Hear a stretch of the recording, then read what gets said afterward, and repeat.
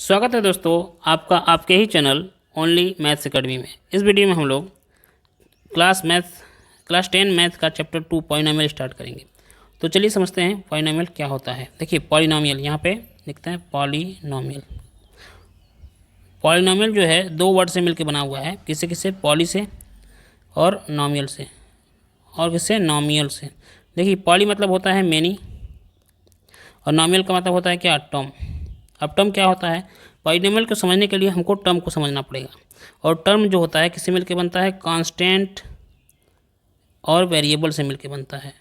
तो इसका मतलब टर्म को समझने के लिए हमको किसको समझना पड़ेगा, कांस्टेंट को समझना पड़ेगा और वेरिएबल को समझना पड़ेगा। तो चलिए हम लोग स्टार्ट करेंगे, पहले कांस्टेंट समझेंगे, फिर वेरिएबल समझेंगे, फिर उसके बाद टर्म।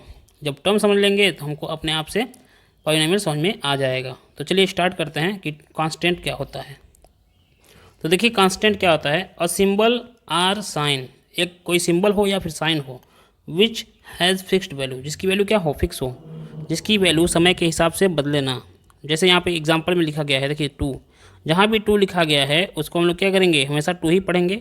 जहाँ 3 -3 अपॉन 2 लिखा है उसको -3 अपॉन 2 ही पढ़ेंगे, ठीक है। जैसे अब वेरिएबल समझते हैं, अगर यहाँ पे वेरिएबल, तो वेरिएबल में क्या हो जाएगा, एक कोई साइन या सिंबल जिसकी वैल्यू फिक्स ना हो, जैसे कि मान लीजिए यक्स हो गया, वाई हो गया, जेड। हम लोग कई बार क्वेश्चन को सॉल्व किए होंगे, तो यक्स की वैल्यू किसी क्वेश्चन में 2 आ रही होगी और किसी क्वेश्चन में 3 आ रही होगी, किसी में कुछ आ रहा होगा, किसी में कुछ आ रहा होगा। इसका मतलब क्या कि यक्स की वैल्यू हमेशा चेंज होती रहती है, ठीक है। लेकिन कांस्टेंट में क्या होता है, जैसे 5 है तो इसको हमेशा हम 5 ही लिखेंगे, इसकी वैल्यू को 6 नहीं पढ़ पाएंगे।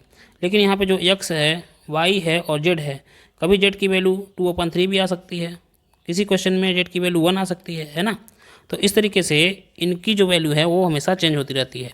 और जिसकी वैल्यू चेंज होती रहती है, कोई भी सिंबल या साइन जिसकी वैल्यू चेंज होती रहती है, उसी को हम क्या बोलते हैं, वेरिएबल बोलते हैं।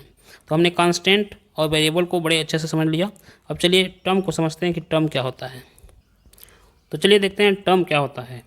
When we write constant and variable together by using sign of multiplication and division is called term. जब देखिए कांस्टेंट को और वेरिएबल को मल्टीप्लाई और डिवीजन का साइन का यूज़ करके एक साथ जब लिख देते हैं तो उसी को हम लोग बोलते हैं टर्म। जैसे यहाँ पे समझिए, जैसे यहाँ पे 2 है और इन 2x कर दीजिए, तो ये हो गया हमारा 2x। इन दोनों के बीच में मल्टीप्लाई का साइन है, तो 2x जो है हमारा एक टर्म है, ठीक है। ऐसे ही समझिए, अगर यहाँ पे लिखते हैं y/5। अब देखिए y और 5 के बीच में कौन सा साइन लगा हुआ है, डिवीजन का साइन लगा हुआ है, तो ये भी एक साथ लिख दिया गया, कांस्टेंट और वेरिएबल। तो इसको भी हम लोग क्या बोलेंगे, टर्म बोलेंगे, क्लियर। अब देखिए यहाँ पे मान लीजिए 3 लिखा है, तो आप कहेंगे कि ये टर्म है कि नहीं, तो ये भी टर्म है। इसको हम इस तरह से लिख सकते हैं, 3x⁻⁴ क्या, 0, x⁻⁴।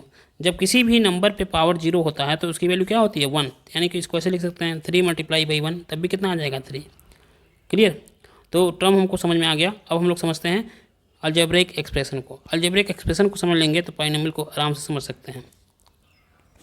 तो चलिए अलजेब्रिक एक्सप्रेशन को समझते हैं। अलजेब्रिक एक्सप्रेशन क्या होता है, जब देखिए बहुत सारे टर्म को हम एक साथ लिख देते हैं प्लस और माइनस साइन का यूज करके, तो उसी को हम लोग बोलते हैं अलजेब्रिक एक्सप्रेशन। अब देखिए ध्यान से यहाँ पे समझिए, जैसे यहाँ पे लिखा मैंने 2x³ + 5x - 6, ठीक है। ये एक अलजेब्रिक एक्सप्रेशन है।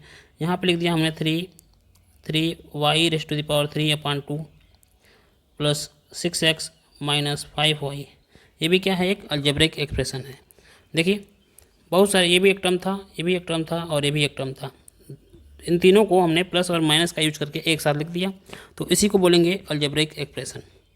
अब देखिए अलजेब्रिक एक्सप्रेशन में जो वेरिएबल यूज किया गया है उसका पावर कुछ भी हो सकता है, एक नेगेटिव नंबर हो सकता है, फ्रैक्शन हो सकता है, ठीक है।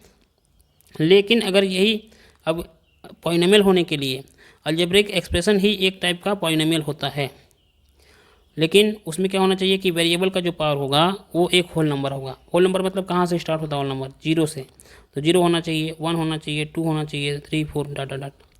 लेकिन यहाँ पे देखिए इस अलजेब्रिक एक्सप्रेशन को देखें अगर ध्यान से, तो यहाँ पे जो x का पावर है वो 3 है और यहाँ पे x का पावर क्या है, 1 है, यानी कि होल नंबर है।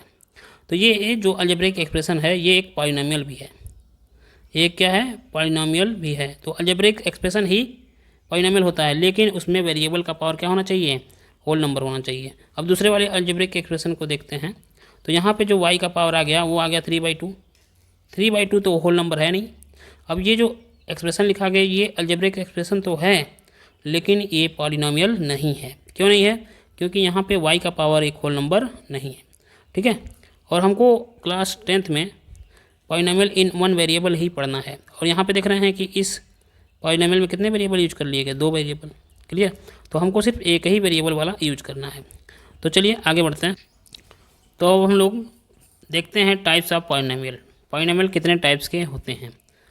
ठीक है, पहला है based on degree of polynomial. Degree के बेस पे पॉलिनोमियल कितने टाइप्स के होते हैं? तो आप लोग सोच रहे हैं डिग्री क्या होता है? Degree of polynomial. तो पहले डिग्री ऑफ पॉलिनोमियल को समझ लेते हैं। जैसे मान लीजिए यहाँ पे एग्जांपल के साथ समझते हैं।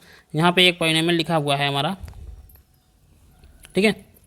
अब इस पॉलिनोमियल में देखिए कौन सा वेरिएबल यूज हुआ है? x। और यहाँ पे x का जो एक्सपोनेंट है या पावर है 2 है, यहाँ पे कितना है? 3। तो देखेंगे वेरिएबल का मैक्सिमम पावर कितना है। मैक्सिमम पावर इसका था 3, तो इसका मतलब इसकी जो डिग्री हो गई वो हो गई 3। डिग्री कितनी हो गई? 3 हो गई। तो डिफिनेशन क्या बना डिग्री का? Maximum power of variable is called degree of polynomial. Maximum power of polynomial is called degree of polynomial. ठीक है, तो इसके बेस पे पॉलिनोमियल कितने तरह के होते हैं उसको समझते हैं। देखिए पहला जो है हमारा लीनियर पॉलिनोमियल। कौन सा है? Linear polynomial. अगर जिस पॉलिनोमियल की डिग्री 1 हो जाए, जिस पॉलिनोमियल की डिग्री क्या हो जाए? 1 हो जाए, उसको हम लोग बोलेंगे लीनियर पॉलिनोमियल। जैसे एग्जांपल एक समझ लेते हैं इसका। यहाँ पे हम एग्जांपल लिख रहे हैं 2x - 6। यहाँ पे देखिए इस पॉलिनोमियल में वेरिएबल यूज किया गया है x और इसका मैक्सिमम पावर है कितना? 1। तो इसलिए इसको हम बोलेंगे लीनियर पॉलिनोमियल। दूसरा समझते हैं। दूसरा है हमारा क्वाड्रेटिक पॉलिनोमियल। क्वाड्रेटिक पॉलिनोमियल मतलब क्या? एक ऐसा पॉलिनोमियल जिसकी डिग्री कितनी हो? 2 हो। जैसे एग्जांपल समझते हैं। यहाँ पे ये मान लीजिए हमारा एग्जांपल है 3x² - 5x + 8। इस पॉलिनोमियल में वेरिएबल यूज किया गया है x। यहाँ पे x का पावर है 1 और यहाँ पे x का पावर 2 है, तो मैक्सिमम कौन हुआ? 2 हुआ। तो इसलिए इस पॉलिनोमियल की मैक्सिमम डिग्री है 2, यानी कि इस पॉलिनोमियल की डिग्री है 2। ठीक है, तो ये हो गया हमारा क्वाड्रेटिक पॉलिनोमियल। तीसरा देखिए क्यूबिक पॉलिनोमियल।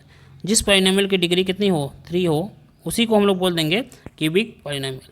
अब चलते हैं हम लोग based on term of polynomial. अब देखिए पॉलिनोमियल के टर्म के बेस पे पॉलिनोमियल कई तरह के होते हैं। पहला होता है जो मोनोमियल। एक ऐसा पॉलिनोमियल जिसमें कितने टर्म हो? बस एक टर्म हो, उसी को हम बोलेंगे मोनोमियल। जैसे यहाँ पे लिखें 3x। अब देखिए यहाँ पे कितने टर्म है? एक ही टर्म है, तो इसको बोला जाएगा मोनोमियल। और जिस पॉलिनोमियल में 2 टर्म हो जाए, कितने टर्म हो जाए? 2 टर्म। जैसे यहाँ पे हम लिखें 5x² - 3। अब देखिए इस पॉलिनोमियल में 2 टर्म है, टर्म को अलग करता है प्लस और माइनस। यहाँ पे इन दोनों के बीच में माइनस लगा हुआ है, तो एक टर्म ये हो गया और एक टर्म ये हो गया, तो इसको हम बोलेंगे बाइनोमियल। तीसरा जो है हमारा ट्राइनोमियल। अब ट्राइनोमियल से नाम से ये स्पष्ट है कि जिस पॉलिनोमियल में नंबर ऑफ टर्म 3 हो, यानी 3 टर्म हो, उसी को हम बोलेंगे ट्राइनोमियल। जैसे यहाँ पे लिख देते हैं एक एग्जांपल 3x² - 6x + 5। अब देखिए इसमें एक टर्म, 2 टर्म और 3 टर्म। कितने टर्म हैं? 3 टर्म हैं, इसलिए इसको ट्राइनोमियल बोल दिया गया। अब क्वाड्रिनोमियल जिसमें 4 टर्म हो उसको हम क्वाड्रिनोमियल बोल देंगे। जैसे यहाँ पे लिख देते हैं 5x³ + 6x² + 2x - 5। अब देखिए इसमें कितने टर्म हैं? 4 टर्म हैं, इसलिए इसको बोलेंगे क्वाड्रिनोमियल। तो इस वीडियो में बस इतना ही रहने देते हैं। अगर वीडियो अच्छी लगी हो तो चैनल को सब्सक्राइब करिए, लाइक करिए और कमेंट करिए। थैंक यू, धन्यवाद।